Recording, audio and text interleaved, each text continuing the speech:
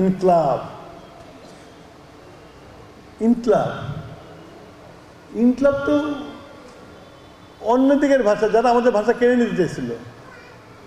এখন এটা নিয়ে আমাদের young generation Gen Z they are proud of it. আমার ব্লিডিং হয়। আমাদের রাষ্ট্রভাষাকে চেপে ধরার চেষ্টা করেছিল শোষণ করার জন্য, এবং সেই শোষণের বিরুদ্ধে 54 সালে যে আন্দোলনটা হলো এবং যারা শহীদ হলো, তারা বাংলাদেশের আলটিমেটলি বাঙালির একটা আবাসস্থল বাংলাদেশ, সে প্রথম বীজটা বপন করে গেছিল।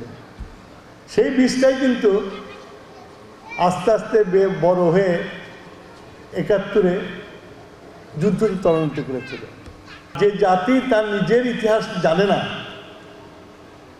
সে জাতি কোনোদিন উন্নতি করতে পারে না।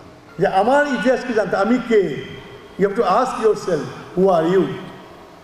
বা নিজের ভাষাটাকে আমরা ঠিক মতো জানার চেষ্টা করি নাই বলেই আমাদের মধ্যে ন্যাশনালিজমটা গ্রো করে না। এই ধরনের ঘটনা ঘটে যখন কোনো দেশে একটা ফ্যাসিজম চলে, ডিক্টেটরশিপ চলে, তখন একটা ভ্যাকুয়াম সৃষ্টি হয়।